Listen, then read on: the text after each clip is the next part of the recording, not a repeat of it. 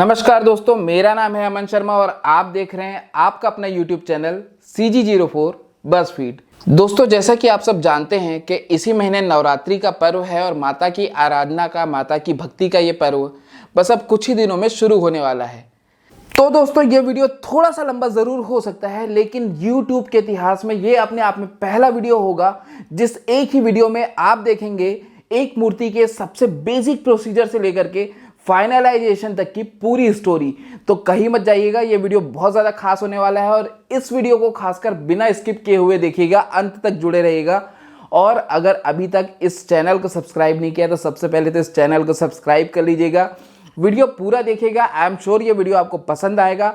Video पसंद आएगा तो इस वीडियो को लाइक कर दीजिएगा और शेयर कर दीजिएगा।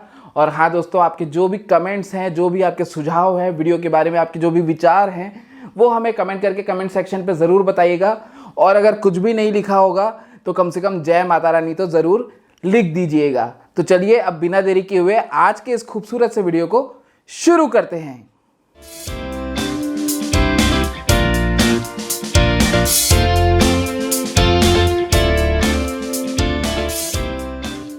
तो दोस्तों, मैं हूं अमन शर्मा और आप देख रहे हैं आपका अपना YouTube चैनल CG04 बज़फीड। अगर मेरे पीछे का पूरा एरिया आप ध्यान से देखेंगे और आपने हमारा प्रजापति मूर्ति कला केंद्र का गणेश मूर्ति निर्माण वाला वीडियो देखा होगा, जिसको आप सबने बहुत प्यार दिया था, तो आप ये समझ पा रहे होंगे कि कुछ दिनों पहले ये पूरा जो एरिया था ये गणेश जी की प्रतिमाओं से भरा हुआ था। और अभी आप मेरे पीछे जहाँ तक देख पा रहे हैं, यहाँ पे माता दुर्गा की प्रतिमाएं नज़र आ रही हैं। तो आइए देखते हैं कि यहाँ पे किस प्रकार की जो माता की जो प्रतिमाएं हैं वो बन रही हैं, उन पे क्या क्या काम हो रहा है और किस किस साइज़ की जो माता की प्रतिमाएं हैं वो बन रही हैं।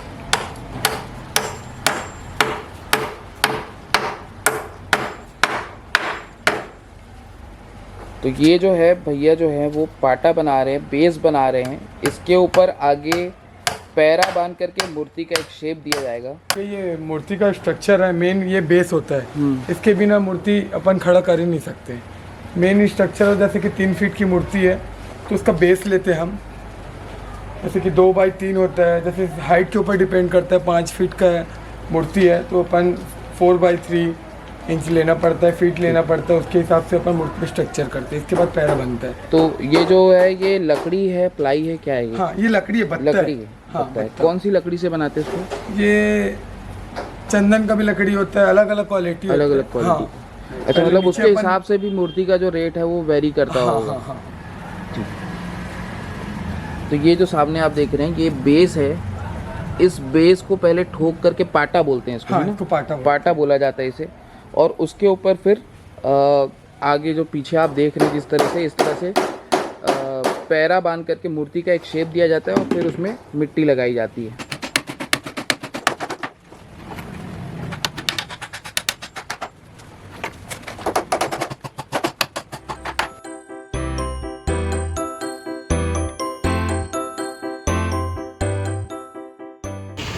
तो अभी हमने मूर्तियों के लिए पाटा ठुकते हुए देखा था। पाटे के बाद देखिए इस तरह से पैरे को बांध करके मूर्ति का एक बेसिक शेप दिया जाता है। इसके अंदर मिट्टी है या सिर्फ पैरा ही है? भी है पैरा और लकड़ी है। तो ये अंदर में सिर्फ पैरा और लकड़ी है, उसको बांध करके एक बेसिक शेप दिया जाता है। इसके बाद इस पर मिट्टी लगाई जाती है। उसके सूखने के बाद फिर आगे का जो भी प्रोसेस होता है वो आगे हम इस वीडियो में आपको दिखाते चलेंगे।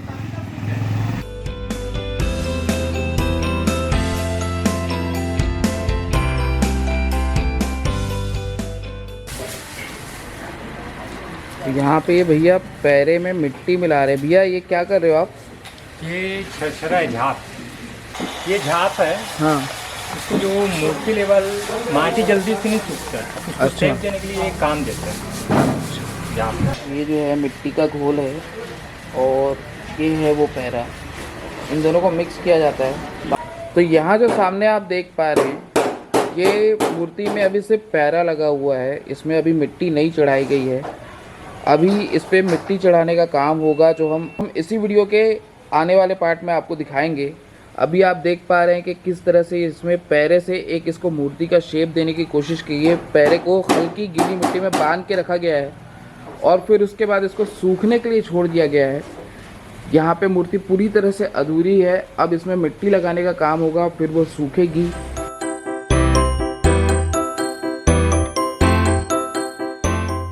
तो अब जो है इस मूर्ति पर मिट्टी लगाने का काम हो रहा है। अभी हमने देखा था कि इस मूर्ति पे पैरा से इस मूर्ति का एक स्ट्रक्चर तैयार किया गया था। सबसे पहले पाटा बनाया गया था, पाटा के ऊपर इस मूर्ति का एक स्ट्रक्चर पैरा से तैयार किया गया था और अब उसके ऊपर मिट्टी लगाने का जो काम है वो हो रहा है।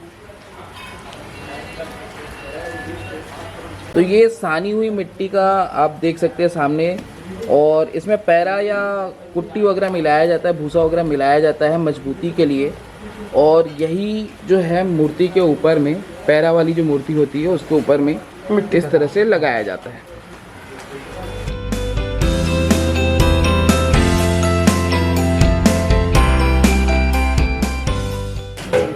तो ये जो आपने ये लकड़ी का टुकड़ा रखा है, ये अंदाजे के लिए रखा है कि बाद में जब यहाँ पे माता का भाला वगैरह आएगा हाँ, तो वो उसके लिए बनेगा, ताकि आगे पीछे मत हो अंधेरे। अच्छा, आप लोग जैसे हाथ से ये पूरा लेप जो है वो लगाते हैं, तो इसमें कुछ वैसे होने के चांसेस हो सकते होंगे कि कहीं मोटा हो जाता है, कहीं पतला। हाँ, तो उसके लिए फिर अपन ऐसा पंजा रखे रहते हैं, ये पंजे से ऐसा करके पूरा शेप देते हैं ऐसा। अच्छा, ऐसा ओके। तो इससे क्या है, लगभग में वो मिल जाता है लेवल। फिर उसके बाद फिर सूखने के बाद ये अप डाउन होता है, तो उसको फिर से एक बार मट्टी करके उसको लेवल करते हैं। अच्छा, फिर उसके बाद भी अगर कहीं हल्का फुल्का लगे तो फिर डायरेक्ट पुट्टी में करते हैं। ओके।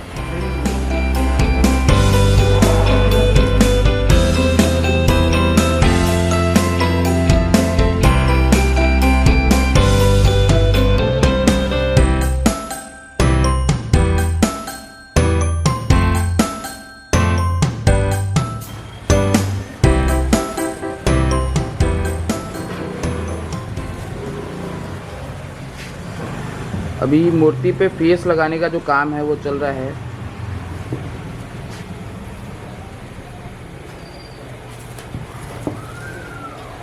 ये जो फेस है भैया, ये आप लोग कैसे बनाते हैं इसको? फिर डाई होता है। हाँ। पहले हम ड्राइंग करते हैं, फिर उसके बाद स्ट्रक्चर खड़ा करते हैं, उसके बाद मिट्टी करके अपन क्लीन करते हैं। तो ये जो फेस है ये मिट्टी का बना होता है, ये सांचे से बनता है या आप लोग इसको? हाँ, पहले अपन मिट्टी से बनाते हैं, उसके हाँ। बाद सांचे से, क्योंकि अपने को सेम फेस चाहिए होता है ना, उसके लिए अपन सांचा तैयार करते हैं। हाँ। इस तरह से कुछ जो फेस है वो नज़र आता है। और नीचे का जो पोर्शन है उसमें भी कितना काम हुआ है? अब ये तो 30% काम है। 30% इसके ऊपर मिट्टी लगेगा, उसके बाद प्लेन मिट्टी लगेगा, उसके बाद घिसेंगे अपन, उसके बाद पुट्टी लगेगा, फिर उसको अपन घिसेंगे, फिर एक क्लीन पुट्टी होता है वो करेंगे, फिर बॉडी कलर होगा, फिर शेडिंग पड़ेगा, फिर उसके बाद क्लियर होगा। इसमें कितने दिन का समय लग जाएगा इस पूरे प्रोसेस में? अभी तो 10 डेज लगेगा। 10 डेज 10 डेज मिनिमम लगेगा। हाँ, सारा श्रृंगार होके 15 डेज। ओके, मतलब बेसिक मूर्ति को रेडी होने में कलर वगैरह हो करके 10 दिन लगेंगे, और उसके बाद जो श्रृंगार है ये सब कर कुरा करके लगभग 15 दिन का जो समय है वो लगेगा। पितृपक्ष ऑलरेडी चल रहा है, अभी नवरात्रि आने वाली है, तो आप लोग को तो अभी डबल शिफ्ट में काम करना पड़ जाता होगा कई बार। हाँ, रात में 1-2 बजे तक वर्क करना पड़ता है। 1-2 बजे रात तक वर्क करते कभी हैं। 3 बज जाते हैं। अच्छा, हाँ। और कितने लोग काम कर रहे हो अभी यहाँ पे? यहाँ मैक्सिमम 15 लोग हैं। अभी 15 लोग काम कर रहे हैं। हाँ, सब सुबह मॉर्निंग से 9 बजे 10 बजे से वर्क स्टार्ट होता है।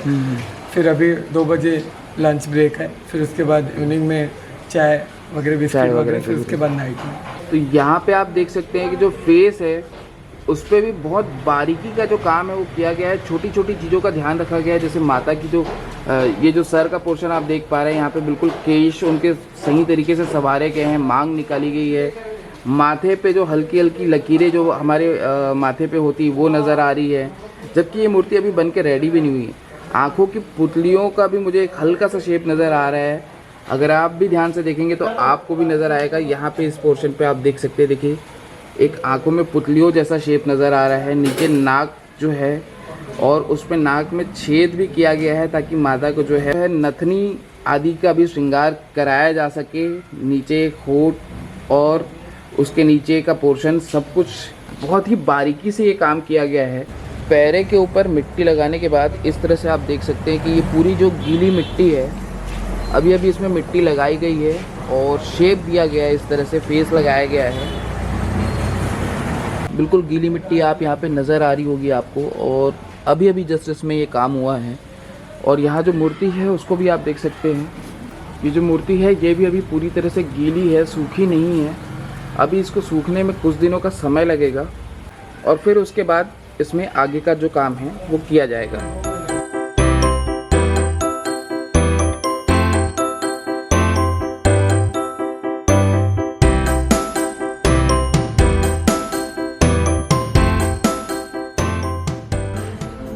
ये क्या कर रहे हो भैया आप? ये उंगलियां बना रहा हूँ माता का।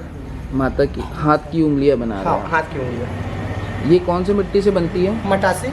मटासी, वही जिससे हमने गणेश जी की मूर्ति हाँ, होती जो। जिसमें गणेश जी का अपन पहले मूर्ति बनाए थे ना, वही वाली। अच्छा, ये पूरा काम हाथ से होता है? ये पूरा काम हाथ से होता है। जैसे अभी ये देखो उंगली बना रहे हैं उसको।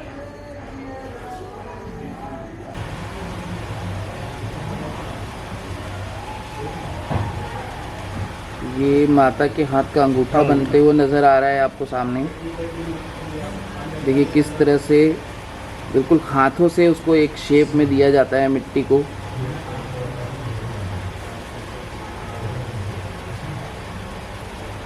ये सर रोटी बेलने का जैसा पीढ़ा रहता है, ऐसे टाइप से आप लोग इसको बना के रखते हैं। आप लोग क्या बोलते हैं इसको? आप लोग भी इसको पीढ़ा ही बोलते हैं कि कुछ? पीढ़ा बोलते हैं।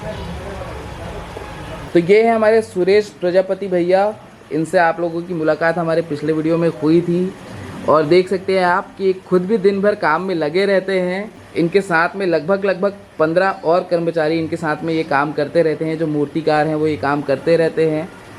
और इस तरह से छोटी छोटी बातों का बहुत बारीकी से ध्यान रखा जाता है। यहाँ पे ये माता के हाथ बना रहे हैं और हाथ में बिल्कुल अलग अलग शेप होते हैं, जैसे कहीं पे हाथ हल्का बैंड होता है, कहीं पे हाथ स्ट्रेट होता है, कहीं पे इस तरह से कर्व आपको दिखने को मिल पा रहा है। और माता के कितने हाथ होते हैं भैया मूर्ति में? नॉर्मल 8 होते हैं, और जो राक्षस वाली मूर्तियाँ रहती है उस पे होती है 10 ज़्यादा मूर्ति बोलते हैं जिसमें अपन। ओके, तो मतलब 8 से 10 हाथ होते हैं माता की मूर्तियों में। और एक एक मूर्ति के लिए आप लोग इस तरह से 10-10 हाथ बनाते हैं। और इस समय यहाँ पे टोटल कितनी मूर्तियाँ बन रही हैं? 26 मूर्तियाँ अभी बन रही हैं। और उसके बाद और बनेंगी? नहीं, बस नहीं, 26। हाँ, ये सारी ऑर्डर वाली हैं या? सारी ऑर्डर वाली। सारी ऑर्डर वाली, ठीक है। अभी अगर किसी को ऑर्डर देना हो तो?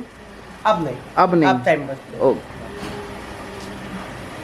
तो इस तरह से आप देख सकते हैं माता की जो मूर्ति होती है उसमें 8 हाथ होते हैं।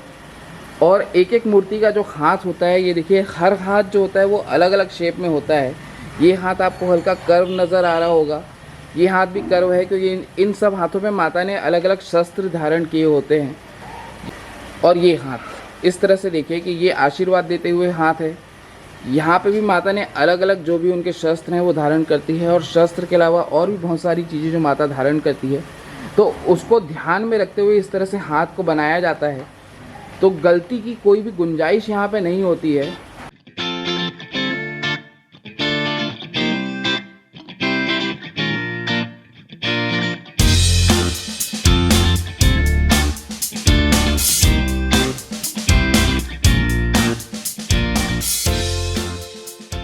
इसमें हम लोग ना लकड़ी जमाते हैं और थोड़ा सा सीना डालते हैं, थोड़ा सा पेपर डालते हैं। हाँ। और जला के मूर्ति सुखाते हैं। जला के मूर्ति को सुखाते हैं? कितने देर तक जलाते हैं उसको? एक दिन जलता है करीब। एक दिन, पूरा दिन भर जलते रहता है? ऐसे ही लकड़ी इसमें जलता रहता है? हाँ।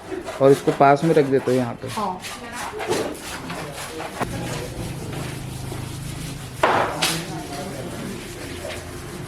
इसमें जो लकड़ी है उसको जलाना है और फिर ऊपर पंखे से गर्म हवा गर्म मूर्ति तक जाता है। तो ये दिन भर चलते रहता है, तो दिन भर इसमें लकड़ी ला करके डालते रहते हैं? हर 1 घंटे में 10 किलो लकड़ी डलना है। हर 1 घंटे में 10 किलो लकड़ी डलना 10 से 15 रहता किलो है। लकड़ी जलना ही है। और ये दिन भर जलते रहते हैं, तो इसमें दिन भर लकड़ी ला करके डालते रहते कुंटल हैं? लकड़ी लग जाता है। 5-6 कुंटल लकड़ी लग जाता है। और ये कितने दिन में सूख जाता है उसके बाद मूर्ति? ये आज ही में सूख जाएगा। आज शाम तक सूख जाएगा। और ऐसे कितना टाइम लगता है इसको सूखने में? ऐसे में 4 से 5 दिन। 4 से 5 दिन लगते हैं। तो जो मूर्ति मिट्टी की लेयर लगाने के बाद 4 से 5 दिन में सूखती है, सीज़न के टाइम पे जब नवरात्रि में डिलीवरी देनी होती है, तो उसे इस तरह से आग की भट्टी में तपाकर सुखाया जाता है। और वो सुबह से शाम तक यानी कि बिल्कुल 12 घंटे के अंदर सूख के तैयार हो जाती है। इसके बाद इसमें क्या काम होगा जब ये सूख जाएगी तो? सूखने के बाद इसमें फिर से एक लेयर मट्टी का काम चालू होगा। अच्छा, उसमें फिर ज्वाइंट जो है पट्टी डालेंगे, बोरी जो होता है, बोरी के बाद फिर उसके बाद फिर उसमें फिर उंगली पंजे का काम चालू होगा, जैसे उस टाइम किए थे वैसे। उसके बाद फिर टोटल काम इसमें चालू होगा फिनिशिंग का। उसके बाद फिनिशिंग का, फिर उसके बाद एक बार आग दिखा के फिर सुखाएंगे, उसके बाद फिर पुट्टी का काम चालू हो जाएगा। पुट्टी का काम चालू हो जाएगा। ठीक है, मतलब कच्चे जो मिट्टी की मूर्ति है उसमें भी पहले फिनिशिंग की जाती है, उसके बाद उसमें पुट्टी लगाया जाता है और उसके बाद फिर से एक बार उसमें छिलाई होती है और छिलाई के बाद उसमें 2 से 3 लेयर की पुट्टी लगती है, फिर वो सूखती है और फिर उसके बाद फिर एक बार फिनिशिंग का काम उसमें चालू होता है और कलरिंग का जो काम है। तो कितना लंबा प्रोसेस है आप देख सकते हैं। और यहाँ पे ये भट्टी भी आप देख सकते हैं, टेम्परेरी भट्टी बनाई जाती है, उसको पंखे से हवा दे करके इधर से तपाकर सुखाया जाता है।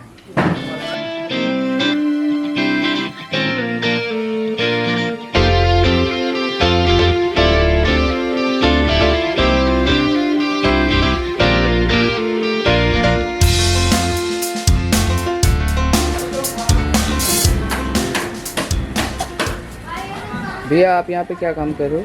ये मैं यहाँ पे बोरा लगा रहे हैं, मिट्टी में लगाने से क्या है पकड़ पाता है। अच्छा, जो गेप रहता है ज्वाइंट उसको पकड़ के रखता है। अच्छा, हाँ। फिर इसके ऊपर एक मिट्टी के लिए और एक बार और मिट्टी पड़ेगा, उसके बाद इसमें पुट्टी होगा। तो यहाँ पे ये मूर्ति के सूखने के बाद किया जाता है। हाँ, ये सूखने के बाद जो सबसे बेस जो मूर्ति बनाई जाती है उसके सूखने के बाद इस तरह से बोरा लगा करके सूखने के बाद उसके बाद इसको फिर उसके सुखाने बाद में फिर मिट्टी लगेगा, फिर मिट्टी लगेगी। तो मिट्टी के सूखने फिर पुट्टी होगा। तो यहाँ पे मिट्टी की मूर्ति जो सबसे बेस मूर्ति होती है उसके सूखने के बाद उस पर बोरा वगैरह लगाने के बाद उस पर मिट्टी की एक और लेयर लगाई जा रही है फिनिशिंग के लिए और उसके बाद इसे फिर से सुखाया जाएगा।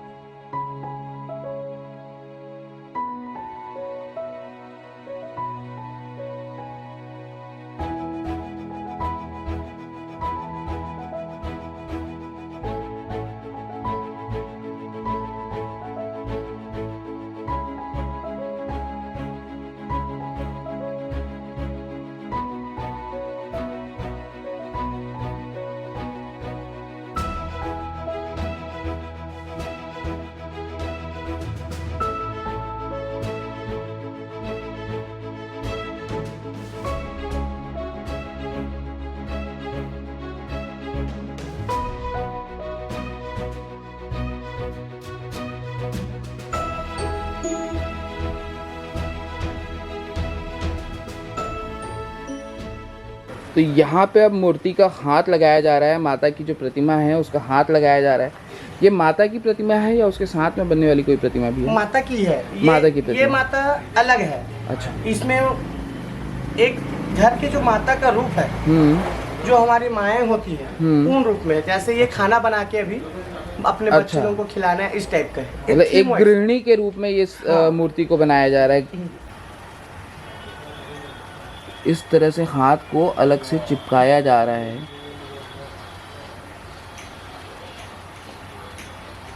और ये चिपक गया अंगूठा। तो ये मजबूती से चिपक जाता है भैया। हाँ, अभी इसके ऊपर एक बार और मट्टी लगेगा। ओके, ये अभी शेप दे के छोड़ रहे हैं, ठीक है। उसके बाद फिर से सेकंड में फाइनल करेंगे इसको। मतलब जैसे घर का जब निर्माण होता है तो नींव अलग खुदाती है, वॉल अलग खड़ी होती है और कॉलम और बीम अलग अलग लगता है, लेकिन उन सब को प्लास्टर से और ईंटों से जब जोड़ा जाता है और उसके ऊपर पुट्टी की कोटिंग की जाती है वैसे तो वो एक परफेक्ट एक घर के रूप में निखर के आता है। बिल्कुल उसी तरह से मूर्ति का भी जो काम है उसका मेन स्ट्रक्चर अलग खड़ा किया जाता है, उसके छोटे छोटे जो पोर्शंस है वो अलग बनाए जाते हैं और फिर उन सबको एक साथ जोड़ करके एक खूबसूरत मूर्ति बनकर निखर कर आती है।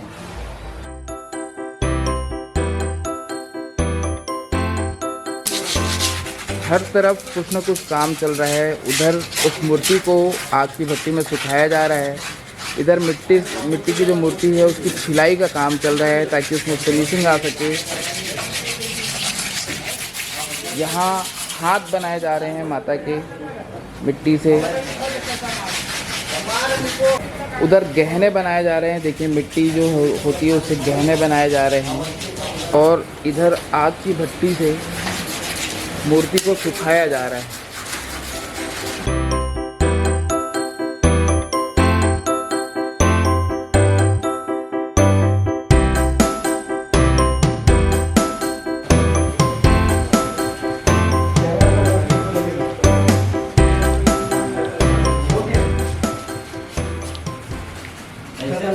ये क्या कर रहे हो भैया?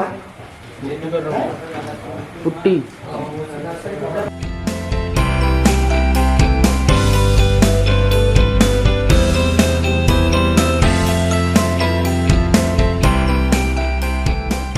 ये आप देख सकते हैं यहाँ पे 2 लेयर की पुट्टी हो चुकी है और ऊपर वाला जो हिस्सा है वहाँ पे भी 3rd लेयर का काम चल रहा है। इस तरह से पुट्टी के 3 लेयर किए जाते हैं। और ये रही पुट्टी का घोल, इसका लेयर इस पे बनाया जा रहा है।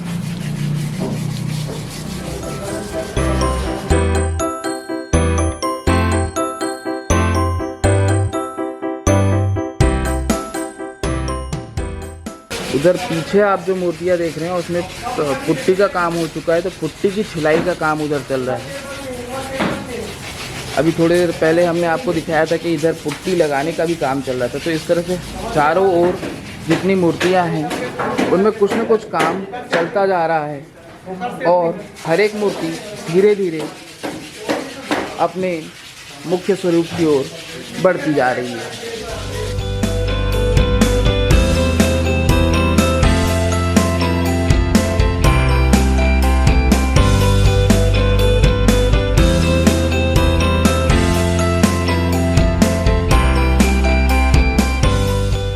इधर पुट्टी की लेयर लगाने का काम हो रहा है। 3 लेयर की पुट्टी लगती है।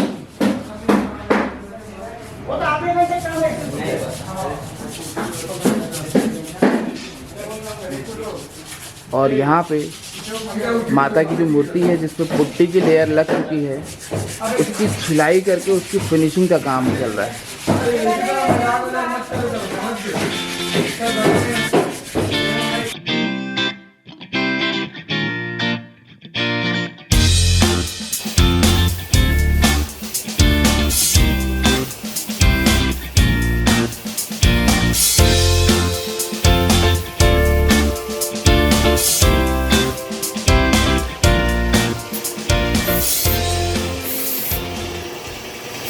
तो इस तरह से इसमें पेंटिंग का काम जो है वो किया जाता है और जो छोटी छोटी बारीकियां हैं उसको उकेरा जाता है। अभी आपने जैसा देखा कि शेर की मूछें बनाई गई हैं, इस तरह से इसमें हल्की हल्की धारियां बनाई गई हैं। तो ऐसे ही छोटी छोटी बारीकियों को बिल्कुल करना पड़ता है और वो भी 1 लेयर 2 लेयर ऐसा बेसिक पेंट अलग अलग तरीके से ये पूरा काम होता है।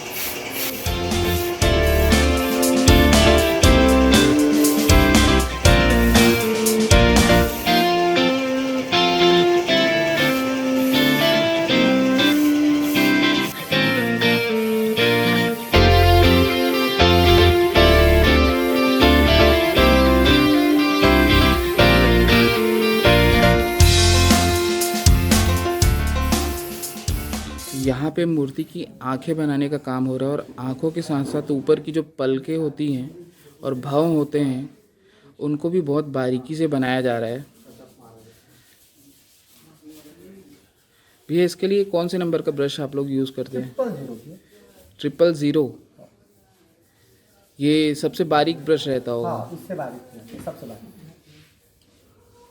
और जो कलर होता है मूर्तियों का, जो मेन जो मूर्ति पे कलर लगता है बड़ी पूरे बॉडी पे, वो और ये कलर जो आँख वगैरह के लिए आप लोग यूज़ करते हैं, ये दोनों अलग अलग रहता है या सेम कलर रहता है?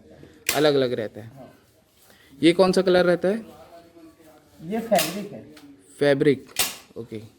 और जो मूर्तियों में यूज़ करते हैं कलर, वो जैसे बॉडी स्किन कलर में कई अलग अलग कलर उसमें बनाने। ओके।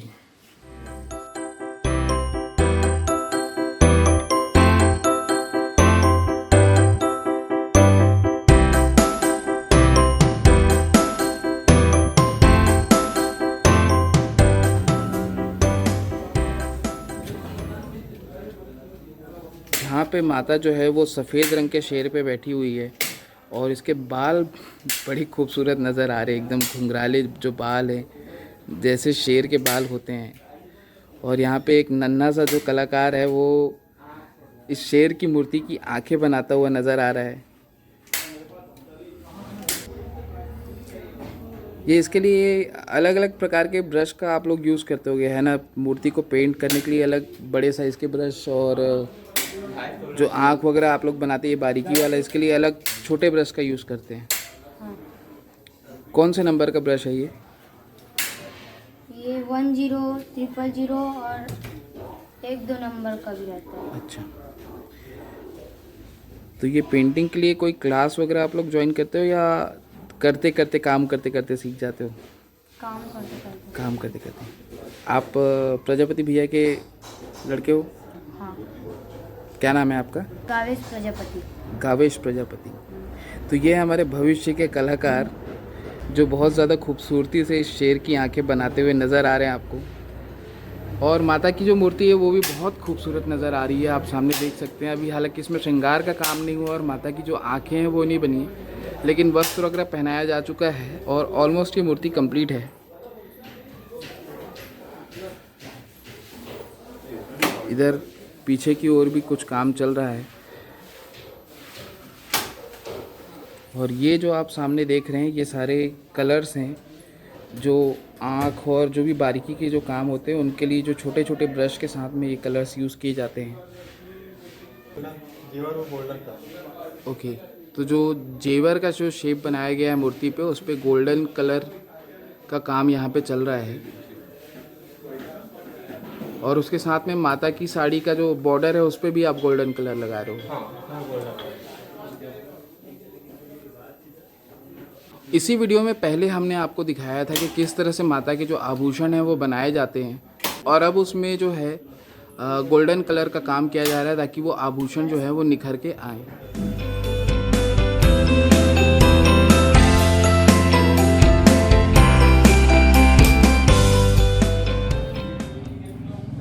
तो यहाँ पे जो है मूर्ति को साड़ी पहनाने के बाद उसे स्टेपल किया जा रहा है ताकि साड़ी जो है वो सही पोजीशन पे रहे, क्योंकि मूर्ति एक जगह से दूसरी जगह अभी ट्रांसपोर्ट भी होगी, वहाँ पे भी रखे रहेगी।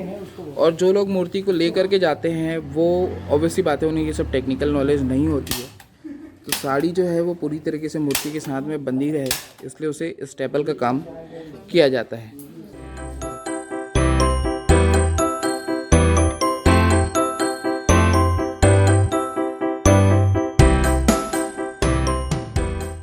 तो ये जो साड़ी वगैरह आप लोग पहनाते हो ये कौन सी साड़ी रहती है? रेगुलर जो मार्केट में साड़ी मिलती है वही साड़ी रहती है या पूजा के लिए अलग से कोई साड़ी आती है? हाँ, ये पूजा के लिए अलग साड़ी आती है। वेलवेट होता है, वेलवेट के ऊपर स्टोन होता है। अच्छा। क्योंकि माता के श्रृंगार करते हैं तो थोड़ा सा चमक होता है, स्टोन लगता है तो शूट करते हैं, इस हिसाब से यूज़ करते हैं।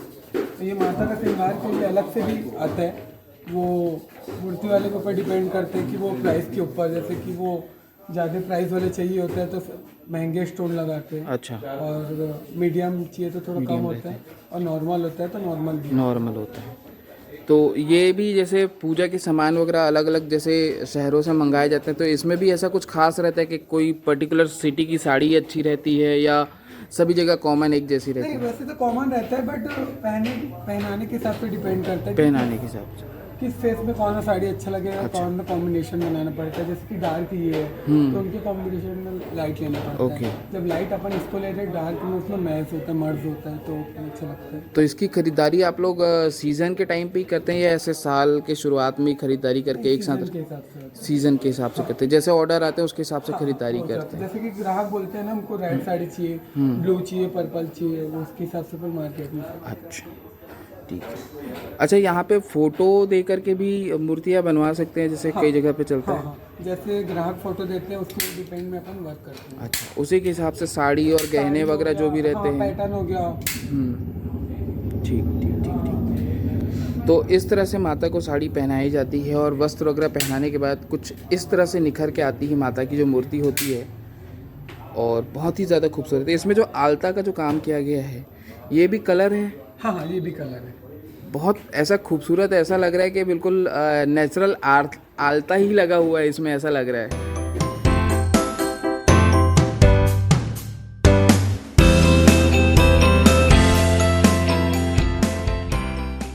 इधर जैसे आप देख सकते हैं मूर्ति की हाथ में आलता लगाने का काम हो रहा है। जो माता की हथेलियां हैं उन पे आलता लगाया जा रहा है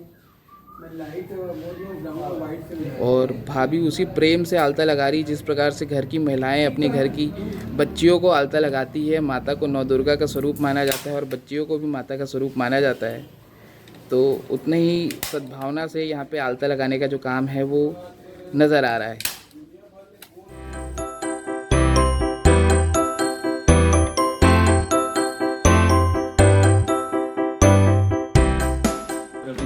रवि सिंह जी, और आप लोग की जो दुर्गा माता की जो मंडली है उसका नाम? ये हमारा सोसाइटी परिसर के अंदर है। अच्छा अच्छा, के अंदर में अपन करते हैं गोल्डन स्काई परिसर के नाम से। ठीक है, तो आप लोगों की जो मूर्ति है वो सफ़ेद शेर वाली जो बन रही है मूर्ति, वही वाली मूर्ति है आप लोगों की जिस पे सफ़ेद शेर बन रहा है? हाँ, सफेद शेर है ना, सफ़ेद बाल है जिस पे शेर पे। जी जी जी जी, बहुत खूबसूरत वो मूर्ति है। और भैया लोग यहाँ पे अभी गहने वगैरह छांट रहे हैं मूर्ति के लिए। तो इस तरह से ये पूरा काम होता है। जो भी गहने होते हैं, साड़ी होती है, जो मूर्ति में जो भी कलरिंग का काम होता है, वो सब कुछ ग्राहक की पसंद से होता है। जिस तरह से भी ऑर्डर आता है उस तरह से कस्टमाइज़ करके अपने साइड से भी सजेशन देते हैं भैया लोग कि क्या चीज़ कंपेरेटिवली सूट करेगी, उस कलर के साथ में कौन सी ज्वेलरी सूट करेगी। ये जो भैया लोग हैं, प्रजापति जी का परिवार, वो भी सजेशन देता है और बाकी जो कुछ भी होता है, जो भी ऑर्डर देने वाले होते हैं उनकी पसंद से सारा काम होता है।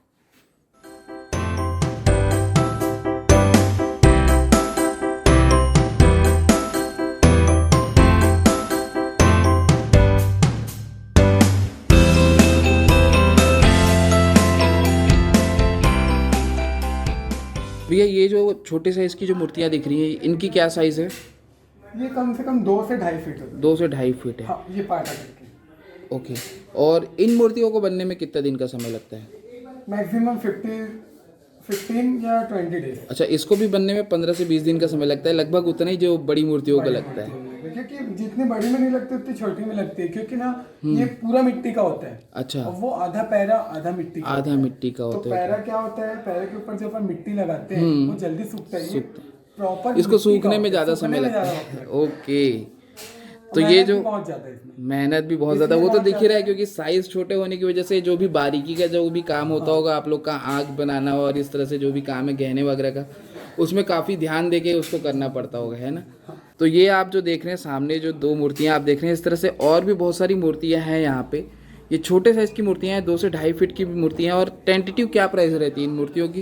इस मूर्ति का 7100 8100 7100 ऐसा प्राइस है। श्रृंगार के साथ। श्रृंगार के देखो, साथ इसमें स्टोन भी है। माता का रेसा होता है, मतलब डिजाइन होता है। हाँ, साड़ियों में साड़ी का जो वो पल्लू भी है, होता है। हाँ। स्टोन है, आलता है, माता के औजार है सारे। सबसे बड़ी बात, ये जो मूर्ति है वो प्योर मिट्टी की है, इसमें पैरे का इस्तेमाल नहीं है, पूरी तरह से मिट्टी की मूर्ति है। तो उसका वेट भी काफ़ी ज़्यादा होता होगा, है ना उसका? कम से कम 25 kg। तो दोस्तों देखा आपने, इस तरह से एक मूर्ति का सफ़र जो है वो शुरू होता है एक पाटे के ठुकने से और ख़त्म होता है इस तरह से साज श्रृंगार और बारीकियों के छोटे छोटे काम से। आपको ये वीडियो कैसा लगा हमें कमेंट करके ज़रूर बताइएगा। और हाँ दोस्तों, अगर अभी तक आपने इस चैनल को सब्सक्राइब नहीं किया है तो इस चैनल को सब्सक्राइब कर लीजिए, नोटिफिकेशन का बेल दबा दीजिए, इस वीडियो को लाइक कर दीजिए और अधिक से अधिक शेयर कर दीजिए। तो चलिए अब मैं आपको मिलवाता हूँ उस प्रजापति परिवार से जो इस मूर्ति कला केंद्र में कई पीढ़ियों से इतनी खूबसूरत खूबसूरत मूर्तियाँ बनाते आ रहे हैं।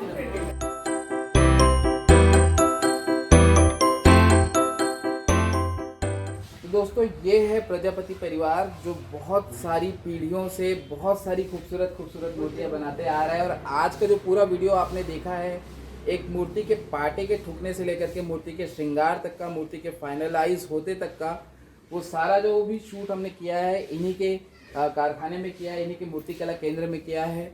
प्रजापति मूर्ति कला केंद्र अमरेश्वर में स्थित है, महादेव घाट जाने के रास्ते पे, रायपुर में, छत्तीसगढ़ की राजधानी रायपुर में। अगर आप यहाँ आएंगे तो आप महादेव घाट जाने वाले रास्ते पे, भैया आगे का एड्रेस आप बता दीजिए। महादेव घाट के पास new Raipur hospital, Agrawal town hospital. New Raipura hospital के पास में अग्रोहा फार्म हाउस वाले रोड पे जब आप आएंगे तो प्रजापति मूर्ति कला केंद्र आपको मिल जाएगा। वैसे बहुत फेमस है, भैया के काम की चर्चे दूर दूर तक हैं। तो सभी एक साथ मिलके बोलते हैं जय छत्तीसगढ़ महतारी, जय जोहार, जय माता रानी, जय माता रानी। तो दोस्तों आपको आज का ये वीडियो कैसा लगा कमेंट करके ज़रूर बताइए, और अगर ये वीडियो पसंद आया हो तो इसे लाइक करें, शेयर करें और चैनल को सब्सक्राइब करें। तो चलिए मैं अमन शर्मा आपसे अलविदा लेता हूँ। नमस्कार।